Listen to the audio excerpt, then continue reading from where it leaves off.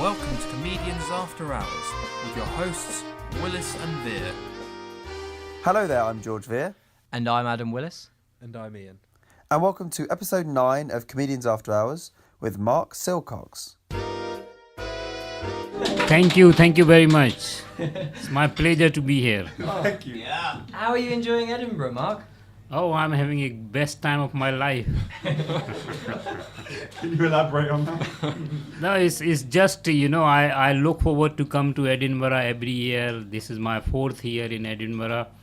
And I bring the shows which nobody understands. And I just do my show and look at the people's faces, and that gives me so much pleasure. And how's the show going? Show is going all right. We saw Mark's show yesterday, and I have not laughed so much.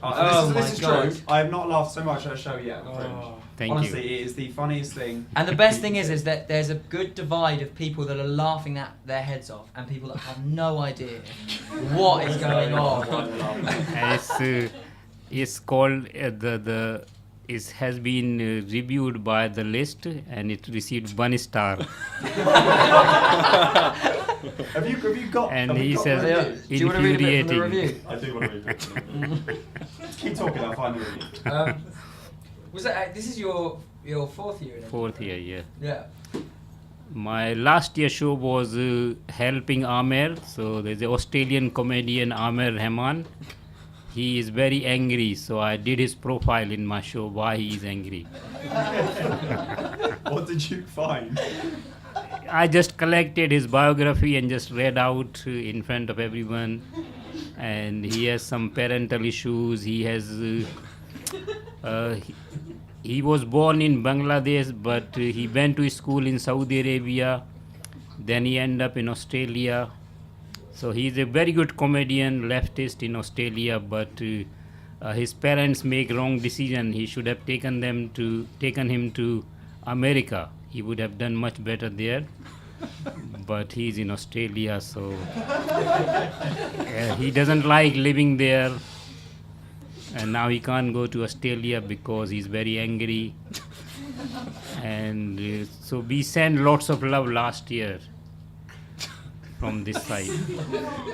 Mark, can I read out some of the reviews? Sure, yeah, go ahead, yeah. And I think it'd be good if you could interject in whether you think the comments are fair and... Mark Silcox, I can cure the list. Infuriating and pointless exercise, full of awkwardness and silence.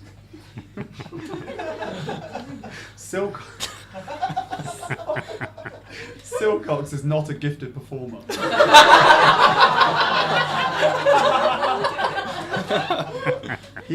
He talks in a jumbled monotone and is painfully uncharismatic. Halfway through the show, Silcox decides to play some music while he boils chickpeas in a kettle. He spends about 3 minutes trying to get the music to play, during which time he's completely silent. Rounding things off with a failed science experiment, a hydrogen-filled balloon that plummets to the ground when it's supposed to rise. It serves as an apt metaphor for the whole endeavour. Before his phone rings while he's still performing.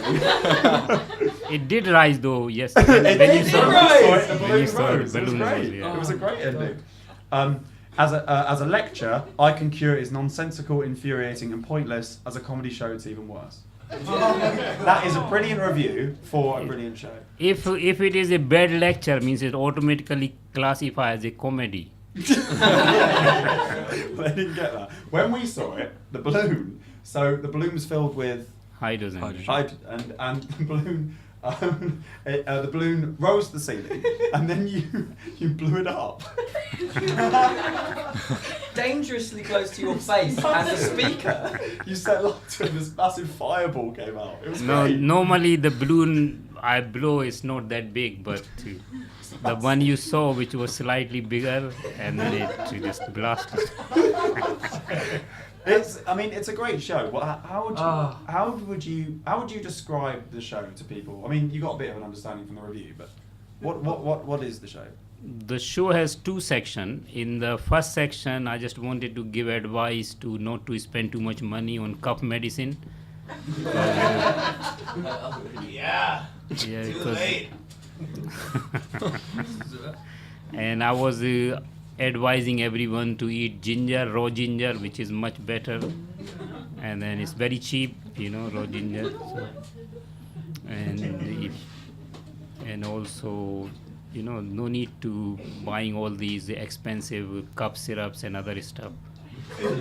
And my wife spent a lot of money on buying these things, so I thought, I can't tell anything to her, so I just did this show to warn my audience. And then the second part of the show. Yep. The second part of the show, the title of the show is not for the second part of the show. In the second part, I talk about origin of homosexuality. So that's why I was making hydrogen, because hydrogen gas is the first matter formed in the universe. The simplest atom is hydrogen in periodic table number 1, and everything is made of hydrogen. So on the star, the light comes from the star is actually hydrogen fusion reaction. And when all the hydrogen of a star runs out, then it converts into Newton stars. It's boring, isn't it? I liked it. That's why I offer a cup of tea before I start this second section. Are you genuinely a doctor? Is that? I have a PhD in chemistry. My science is 100% correct, whatever I say. Yeah, I believe you. It was good. It was scientific. Wait, sorry. And there's lots of information people can use in pub quiz and other places, so you learn a lot in my show. Where did you graduate from? Where did you do your PhD? From Imperial College. From what? Imperial College, London, University of London. Found it. Ian, Oh, yeah. would you like to do your first question? Okay.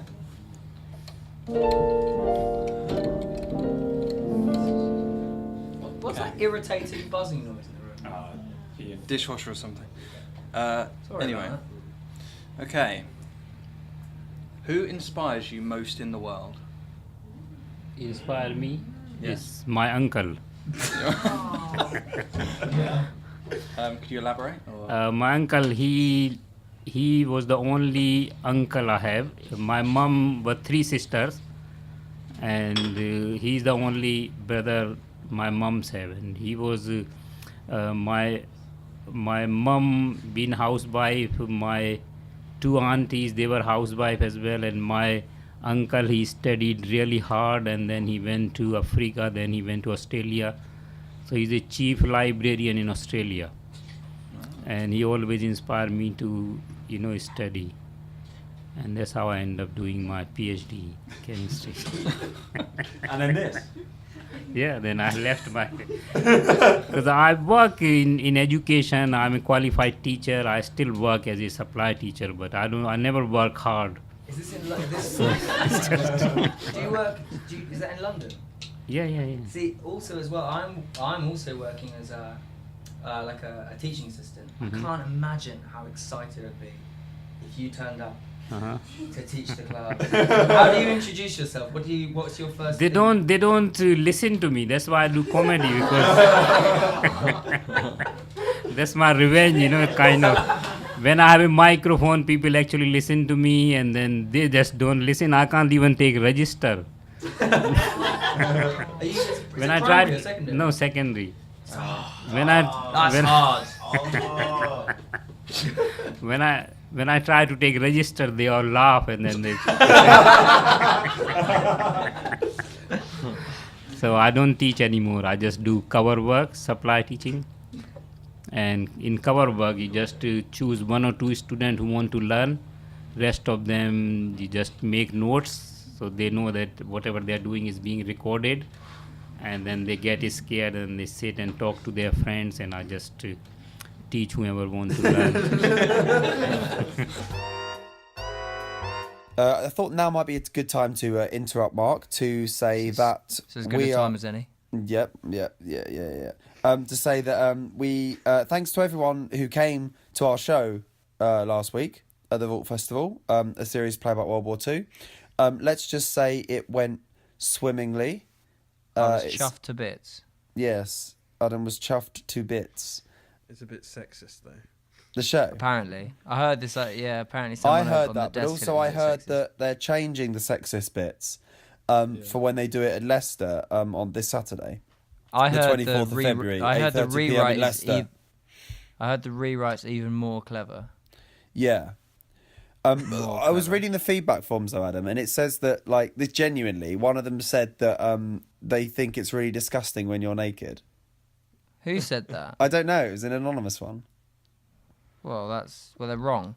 Well, I don't know if they are wrong.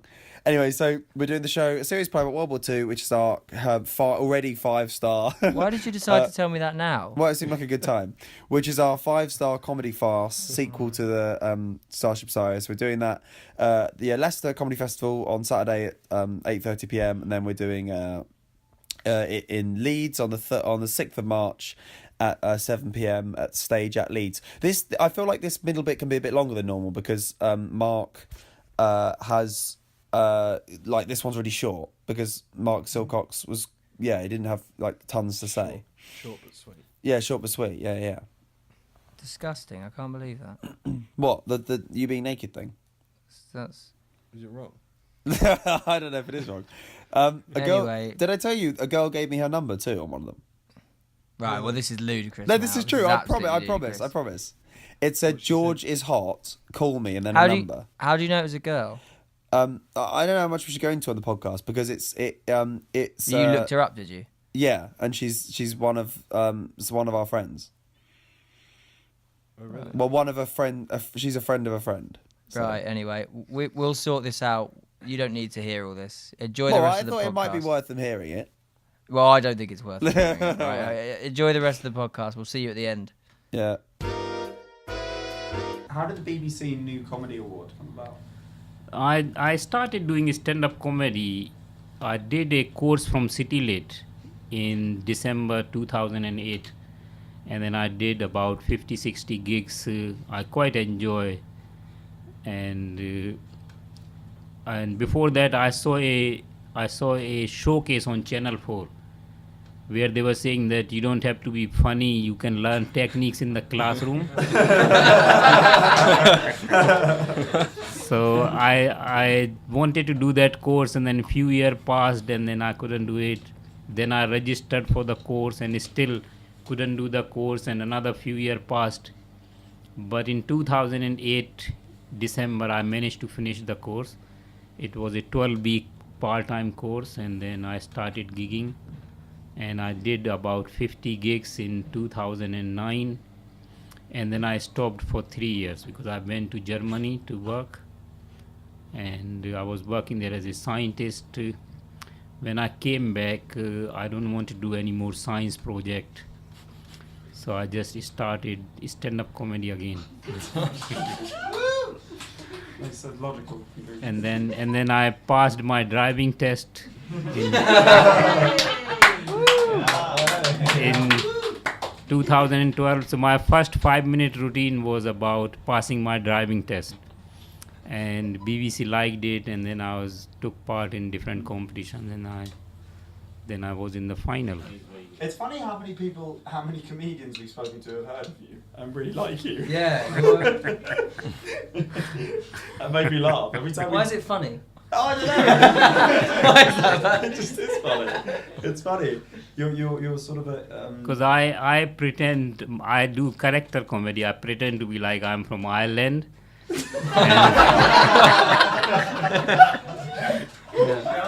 And I'm learning Indian accent for last 22 years. And yeah, that's why I think. How do you like the free Fringe? Free Fringe is great, yeah. It's good, isn't it? Good fun, yeah. It's free. Like, we're in this room now, we're not paying anything. It's good, isn't it? Yeah, right? Yeah. You guys aren't paying anything either. It's good, isn't it? Brilliant. What do you like it? You like it, do you, Ian?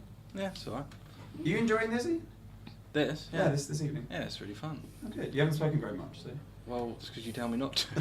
No, but you usually do anyway. Well, I think Mark's just so great with an audience that no one else You don't really need needs to. to talk. Alright, well, fine. Maybe. No, you are very funny as well. Thank you. Thank you. But I don't want to steal your limelight, that's the thing. Do you want to do your second question, then, Ian? Okay.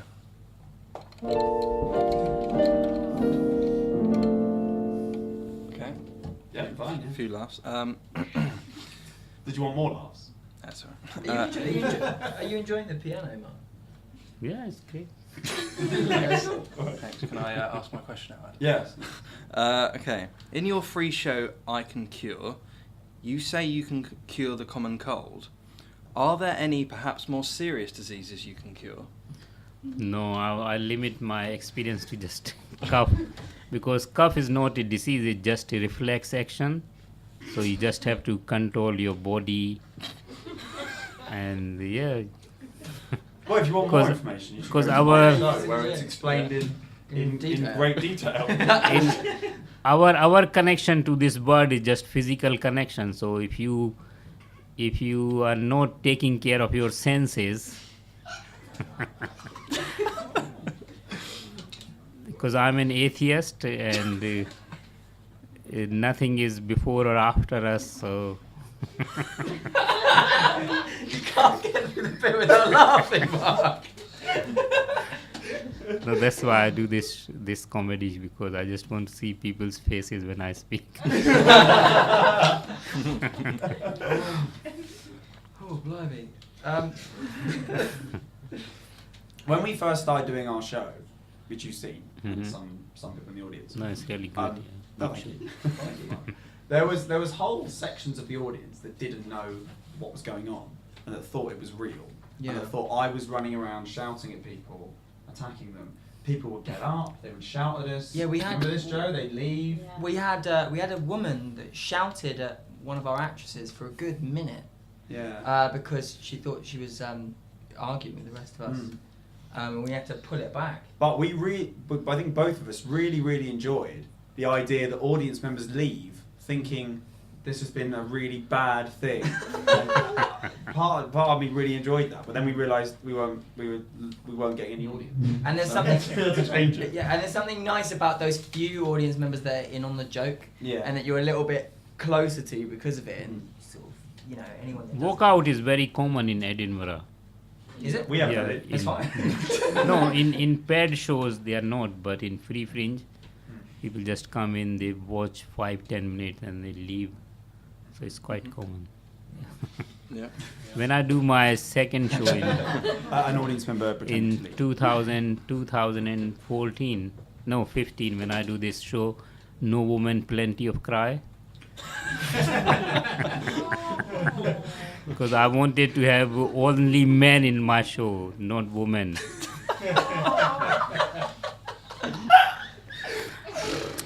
And I was doing this experiment because in stand-up comedy you have this fourth wall between stand-up comedian and in audience. So I want to use this power of character comedy, so I can use my power and not all the women come into my show. How did that work? No, I was not allowed to, because Surprisingly. it's discrimination. So I allow them in my show, but they have to wear a moustache. That sounds fair. That does seem fair. Is your wife up in Edinburgh? No. What's she doing? What's she up to? It's my domain, because she make all the decision about everything else, so I don't let her make any decision about comedy. Yes, comedy is like my What does she think about my domain. about the? I don't know. I don't talk to her about comedy.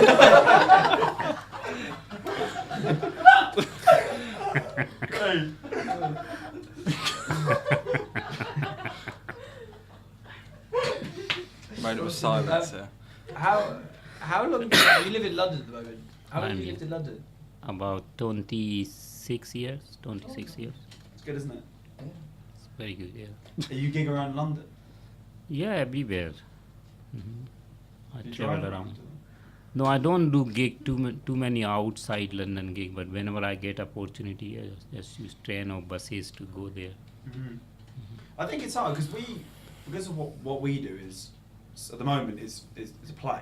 Yeah. Right, and it's got a cast and a set and stuff. We're very limited to what we can do. Mhm. We have to plan in advance if we go away somewhere outside London because you've got to drive it and stuff. That's right. So I think there's something really appealing about just being able to just travel around and do comedy and then go Yeah, home and again. take any props you've got on the train or something like that. I Or think just, I'd really enjoy that one day. I don't take any prop when I do. You've got a lot of props in your show. But it's only when I do show in Edinburgh. Oh, like a In big- my other club set, I don't do any props. You know, I'm assuming as well when you do London shows, you don't offer your audience a 10-minute tea break. No, It was a long tea That's, break. that's 1 hour show, yeah. So there was a really long tea break in the show yesterday. Well, it was a good because everyone had to queue up. So it was. I normally play background music, but I forgot to put that on. I read in one of the reviews, or an interview or something, that one year you were offering the teas out, and a reviewer came and didn't like the fact that it was in silence. So you started playing Shaggy in the background. That's how, yeah. Was that well received? Yeah. Yeah, it wasn't me by Shaggy. Yeah. It's a classic. Can you play that, Ian? No, I Alright. couldn't begin to think how to play that. Oh, right. No. No. I can't. We're going Ian, you come on. I said I can't sing or play it. I think you could sing it. Nah. Alright. Adam? No. No, I wasn't No, saying you sing it, I can't, was yeah. saying yeah. Oh yeah, Ask you them. could, yeah. No. Oh, ask something. Yeah. Oh, sorry. Has anyone else got any questions? Anyone got anything they want to know? Yes. Go on. Has your wife watched your show? No. Never. Have you asked her? Why? No, she tried to talk to me couple of times. I just didn't answer any questions.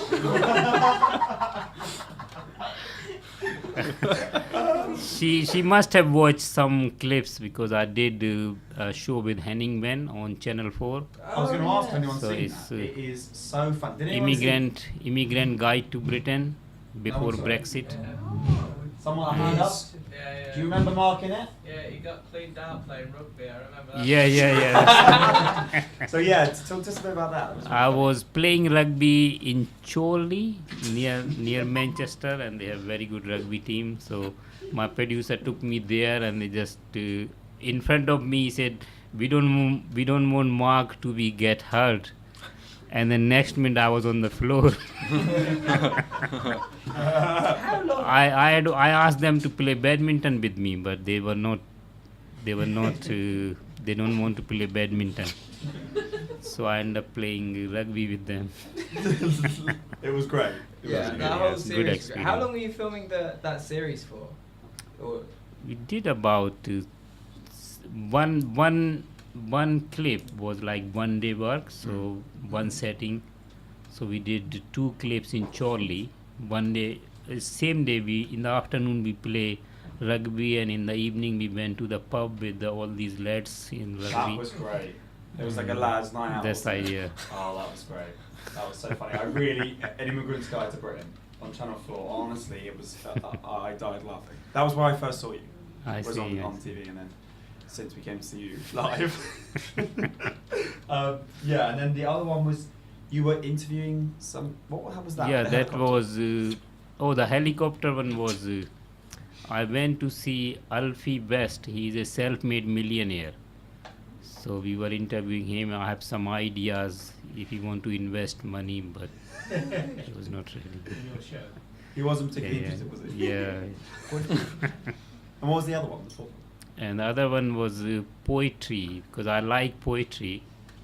So I was interviewing people to, on the street, if they like poetry, who their favorite poets are. And I was inviting them to come for the poetry club. But nobody came, so I just went myself. Have you ever written any poetry? Yeah, we wrote them. We wrote the one I read on the Channel 4 program. That's the one I wrote here.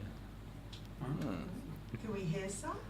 No, I don't remember. It's gone out of your mind immediately. Ian, do you know any poetry?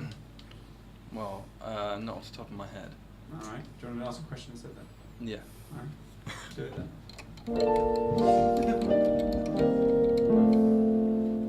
Okay. What does Mark Silcox do to unwind? I play badminton. Ah. Badminton really good, yeah. In Meadowbank, they have a badminton academy in Scotland. It's really, really good. Standard is very high. Do you do singles or So I doubles? just doubles. Is it in like a tournament setting? No, it's just open club. Anyone can go and play. So you play a couple of hours. I've played a bit of badminton. Have you? It's Yeah, a really little good. bit. When have you done that? At home. With me and my sister, we played a little bit of badminton. No, fine. Yeah. Didn't you do, and you did martial arts for a bit, didn't you, as well? Yeah, did a bit of martial arts. Capoeira and stuff. Did a bit of capoeira, did a bit of jiu-jitsu. Right. Quite a scary fella. Are you? Yeah, when I want to be. Not right now, It's but very noisy, isn't it? There's like stuff being moved around upstairs. It's distracting, isn't it? Yeah. It's alright. Yeah, alright. You don't mind? what do you think of the venue? You've been upstairs in the tiki bar, and now down here in the basement. That's free Fringe, yeah, it's fun. Who whispered upstairs is better? Wow. Oh. Fine. Of course, Can't not the other argue show. with I can't do that, anything. yeah. I'm in the mode of the other show. I was going to kick him out. I can't. Yeah. Mark, we always like to ask people on our show, is there something that we could do for you? That you, is there anything you want for in life that we could maybe help you with?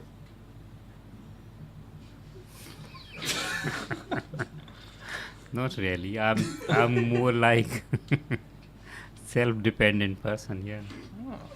I'm a minimalist. I don't like big things. So I there's just no, enjoy simple life. there's no dream. It doesn't have to be a thing. There's I no fulfilled dream. my dream. That's why I'm here. I born in very small town in India, so I'm already fulfilling my dream here in London. So it's Oh, wow. Well, I feel like we've not Yeah, helped yeah. at all. Yeah. This is two in a row where they've just gone. No, this No, is you good can't do enough. anything. Yeah. I'm starting to debate whether we're actually any good. Well, yeah. I can involve in your show if you want to write a new show. I can supply some Oh, here we go. Here we go. Here we go. Oh, here we go. chemical explosions What and part would you play in the show, Mark? just scientist Starring. making robots and chemical explosion. All these I things. think- Robots? I think if we ever need to Yeah, cast we a can make scientist robots. or a doctor, Yeah. we wouldn't have to look very hard, would we? No. It's an obvious choice. Ian, is there anything you'd like to add before we wrap it up? Well, he mentioned growing up in a small village in India. Can't we ask some questions about his life in India? Yes. Yeah, that's Oh, that's a interesting. good Could idea. you tell us about your life in India, Mark? I'm a middle child of 9 brothers and sisters, Wow. so I don't belong anywhere. So I have lots of difficulties. I wasn't bad in studying, but I never work hard, and I just You got a PhD. yeah, it's just Standard. no. I'm good in passing exams. I can pass any exams here. Whatever is needed to do to pass the exam, and then I forget everything. Useful. Yeah, so it doesn't feel like a natural end to the podcast. We had to cut it off because it sort of petered out a bit. Yeah, it got rubbish. Like the audience started asking when we cut off. The audience started asking us to like do puns and stuff, and it was just really, really cringy. So I thought I'd cut all that out and spare you having to listen to that. But he's so funny, isn't he? Mark He's so Silcox funny. is undoubtedly he's my idol. Is he? He's my absolute idol. He feels like he's stumbled into comedy, but at the same time, I think he's an absolute genius, and I'm not sure. I'm completely torn as to whether I think he's a genius or he's just sort of stumbled into it. It's like he's stumbled into comedy, but now he's broken into a sprint. Yes. Yeah, great. I loved good. that one. Yeah, it was really funny. It was funny. So if you want to see what Mark's up to next, you should head over to marksilcox.com or find him on Twitter at marksilcox, where he posts, gigs he's doing and stuff. And he is a hilarious live performer. But I imagine his best work is done in his hour-long Edinburgh shows. So really do try and seek him out next year at the Fringe if you get a chance. I'm sure he'll be back at the Free Fringe somewhere. But he is amazingly funny, talented performer. And in 2 weeks' time, we have episode 10 of the podcast. Can't believe we're already at 10. With John Robertson from The Dark Room. Some of you might have seen The Dark Room. It's a great show. It's a really, really, really interesting interview. We go off topic of comedy quite a bit, but still very fascinating. And he's just a really interesting guy. So look out for that. Can you make like a good ending noise? Please. We didn't get a good ending because we had to cut it out. Like this, like. That's not an ending noise. That's not. Oh, like noise. Hang on. No, that was just a that's sound. you eating like a Twinkie. Really. You quickly. mean like this, like. Yeah, that kind of thing. Yeah. Can you do one then? Oh. Yeah.